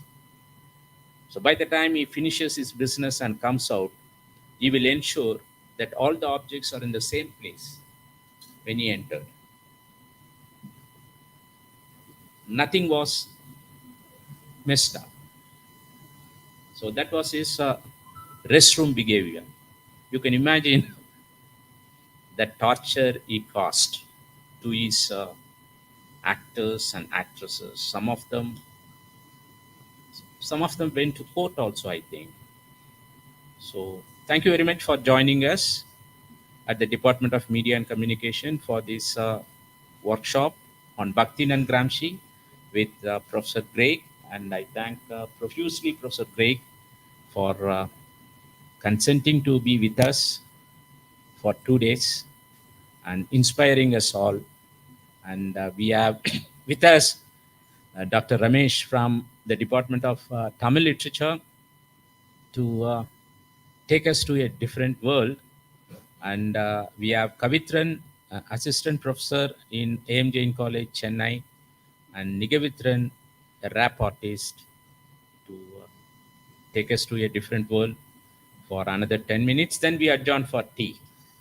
And we have readied the certificates for outstation participants, our office person, Rajesh. So for other CUTN participants, Rajesh will be getting ready the certificates on Monday, which you can collect. So first, since outstation participants would be leaving today, you please collect the certificates. Ramesh.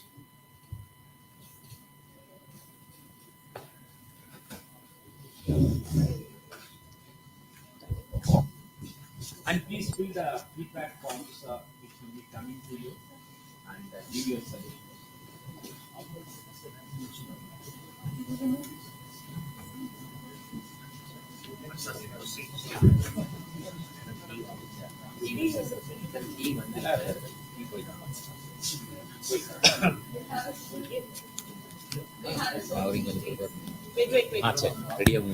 So we'll have tea and coffee. Quickly have a tea break and just come back. Already half of them I've had. Okay. Those who have not had, please go ahead.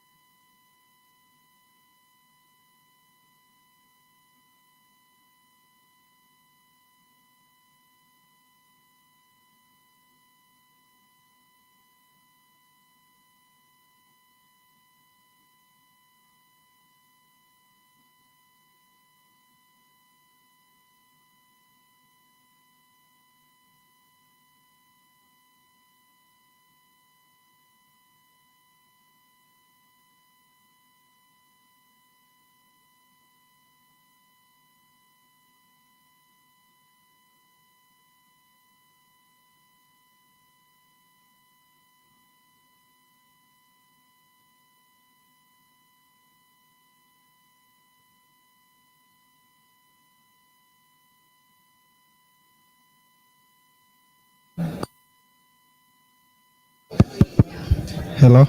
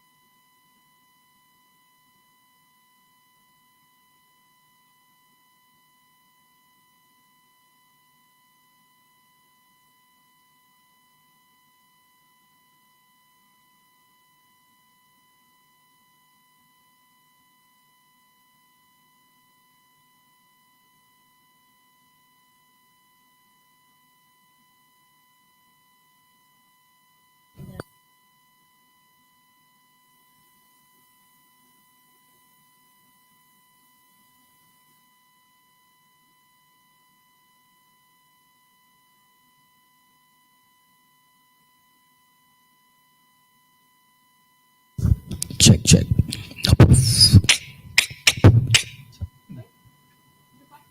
It's fine. Yeah. Check.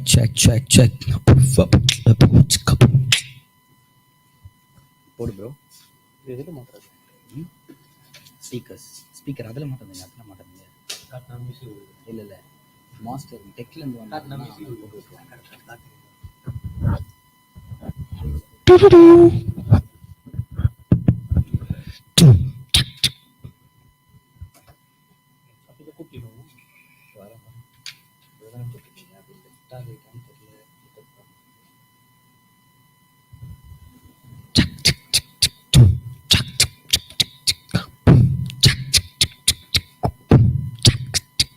Okay.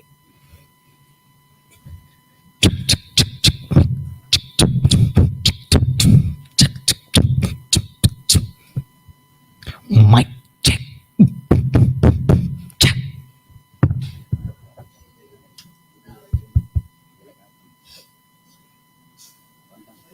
கேட்குது.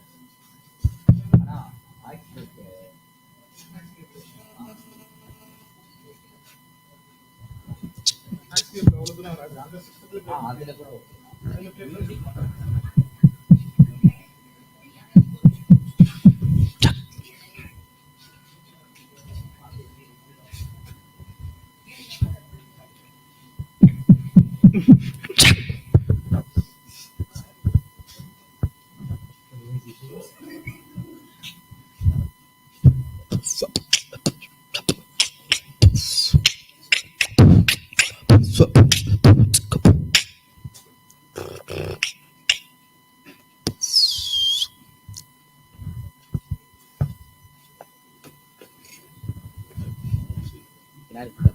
people make some noise now. Oh, students, if I do my noise. பேசுறியா?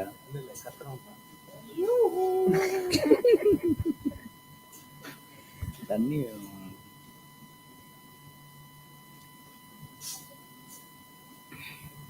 Play பண்ணுவானா?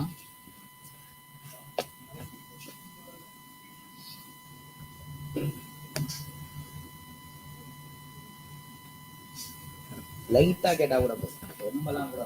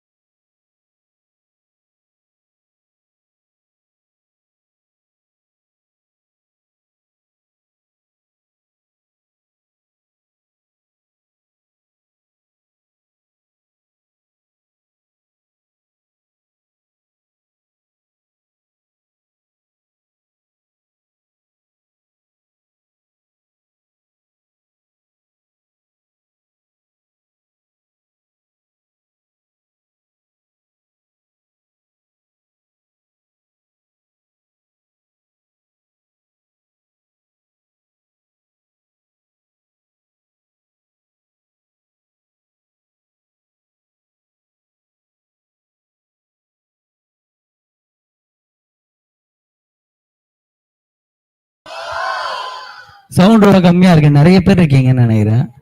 People on my friends make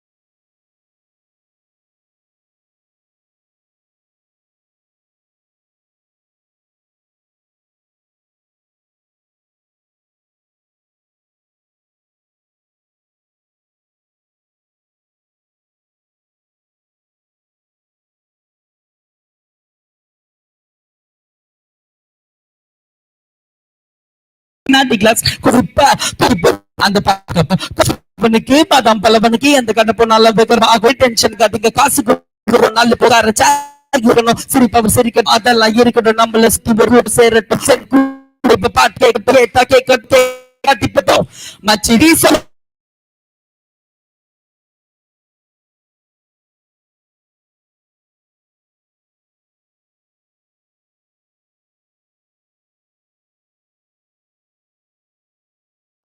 anti-accident யாரா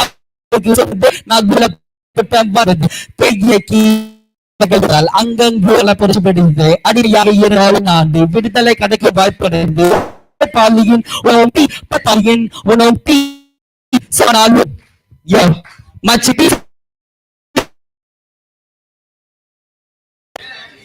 சரி நீங்க வந்து beat இல்லாம போக போடுவோம். இப்ப பீட்ல பாட்டு போலாம், சரியா? பீட் ரெடியா ப்ரோ? ரெடியா ப்ரோ? சரி. இதுல எப்படின்னா நான் வந்து டிசைன் மேட்ரஸ் வந்து நம்ம டீம் சொல்லுவோம், அப்படின்னா தெரியும்ல கேங். சரி, டிசைன் மேட்ரஸ் நீங்க வந்து நம்ம டீம் சொல்லுவோம், நீங்க சென்னை சிட்டி சொல்லுவோம், சரியா? ரெடி? நீ என்ன நம்ம டீம் சென்னை சிட்டி, சரியா? செகண்ட் இல்லாம ஒரு டிசைன் மேட்ரஸ் இல்ல நம்ம அட்டி இப்படி, ஓகே? நம்ம அட்டி மச்சி சென்னை சிட்டி, சரியா? ரெடி? ஓகே ப்ரோ, போலாம் ப்ரோ.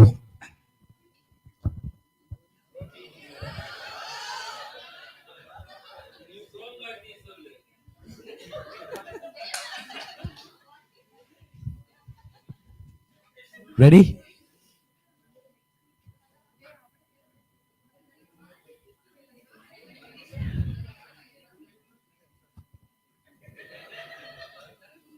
தமிழ் ராப்லாம் கேட்டிருக்கீங்களா? யாராச்சும் கேட்டிருக்கீங்களா?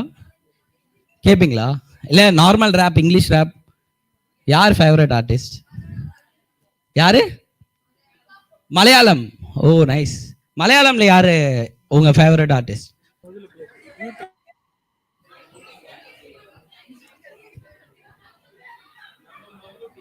மம்முட்டி.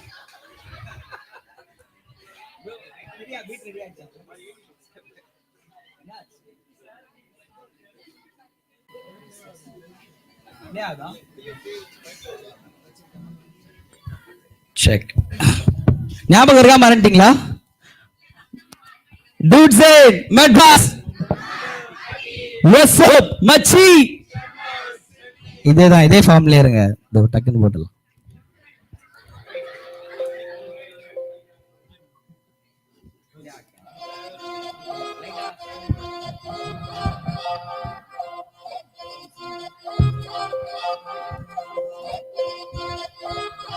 Let's go.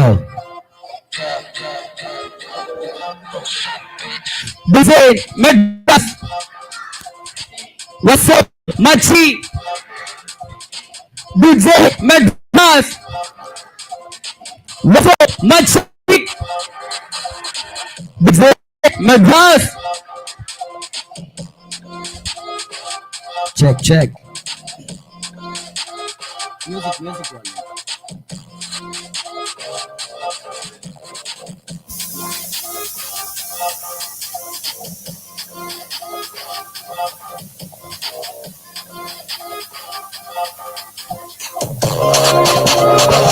Ready? Defend. What's up?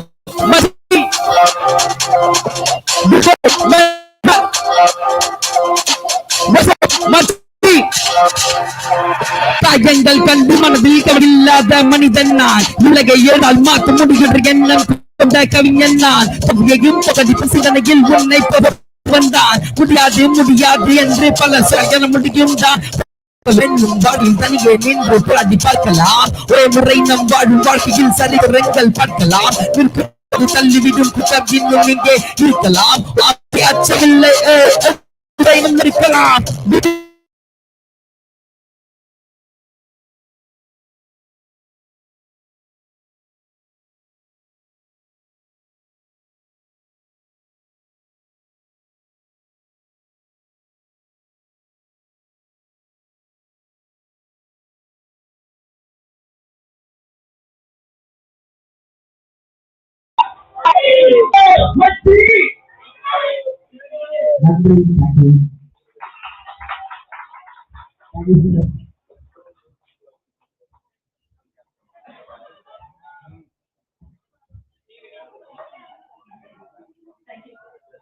Thank you so much, Mr. Ravindran. That was a wonderful performance. May I now invite Dr. G. Ramesh, Associate Professor, Department of Tamil, Central University of Tamil Nadu, for a demonstration of Telugu. Sir, please.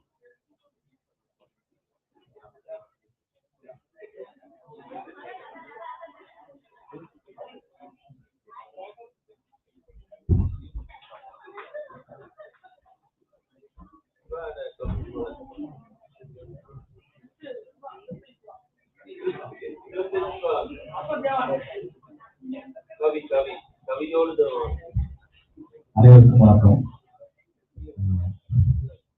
தெருக்கூத்து பார்த்தீங்கன்னா தமிழகத்தினுடைய ஒரு மிகப்பெரிய ஒரு பாரம்பரிய கலை.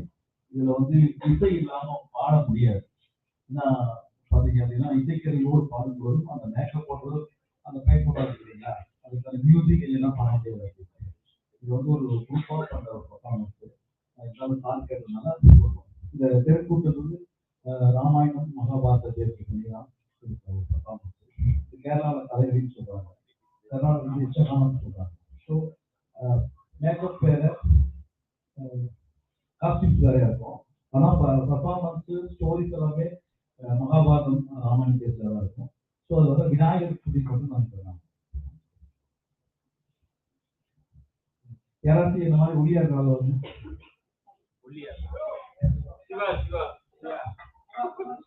விநாயகர் சும்மா உட்கார்ந்த போதும். நான்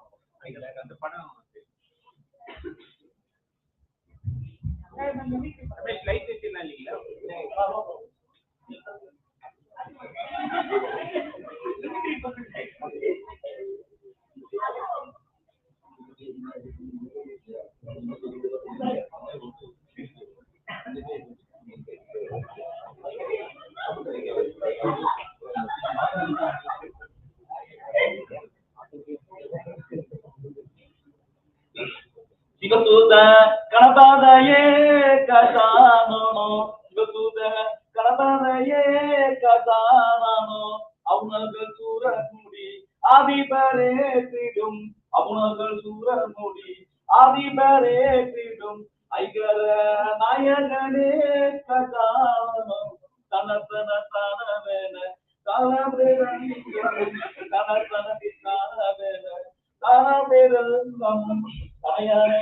காத்தாருமாய் கசானோ.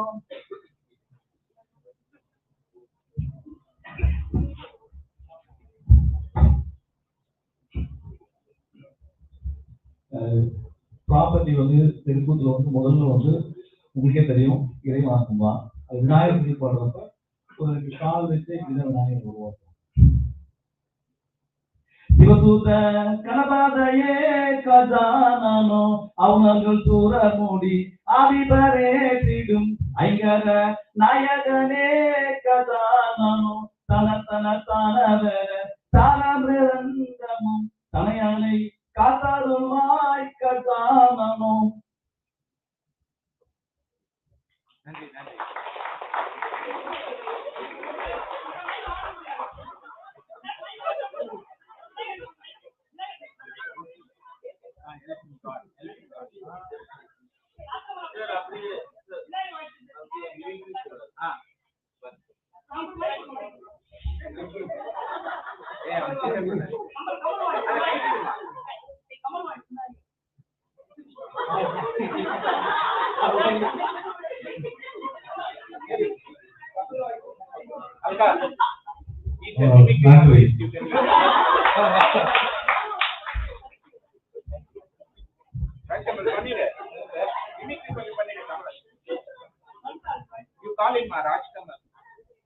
Now let me invite Mr. Rajkamal.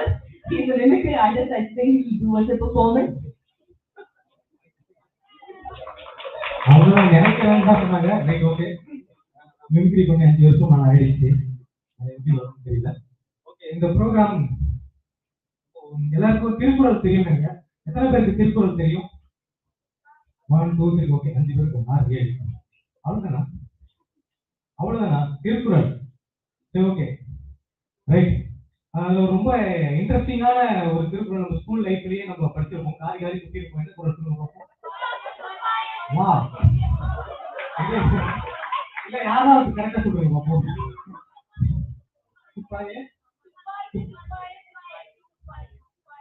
எத்தனை கரெக்டா? சரி, ஓகே, இது யாராவது கரெக்டா சொல்லுவாங்கன்றத பாத்துருவோம். பட்டிமன்றத்துக்கு சாலமன் பாப்பையாவை கூப்பிட்டு அவர் தலைமையில இந்த குறள் யார் கரெக்டா சொல்றாங்கன்னு பாத்துருவோம். அன்பு தாய்மார்களே, அருமை பெரியவர்களே, என் இனிய குழந்தைகளே. தாய்மார்கள் சொல்லலாமா, குழந்தைகள் சொல்லலாமா? ஏற்கனவே குழந்தைகள் தான் சொன்னாங்க ஒரு மேம். இனிய குழந்தைகளே, வணக்கையா.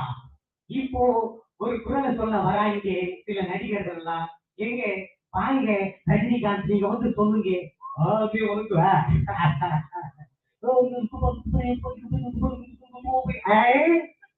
என்ன ஐயா நீங்க சொன்னது எனக்கு எதுவும் விளங்கலையே. இன்னொரு தடவை சொல்லு. ஒரு தடவை சொன்னா சும்மா இது வேலைக்காகாது. வாங்க, அடுத்தது யாரு? இவரை பார்த்தாலே பயங்கரமா இருக்கு. எங்க நீங்க சொல்லுங்க. துப்பாக்கி இருந்துட்டு வச்சுக்க, எல்லாரும் புட்டு தள்ளிட்டு போய்கிட்டே இருப்பேன். இவரும் வேலைக்காரங்க. வாங்க இளைய தளபதி, நீங்களாவது வாங்க. துப்பாக்கி அடுத்து நீங்க தாங்க.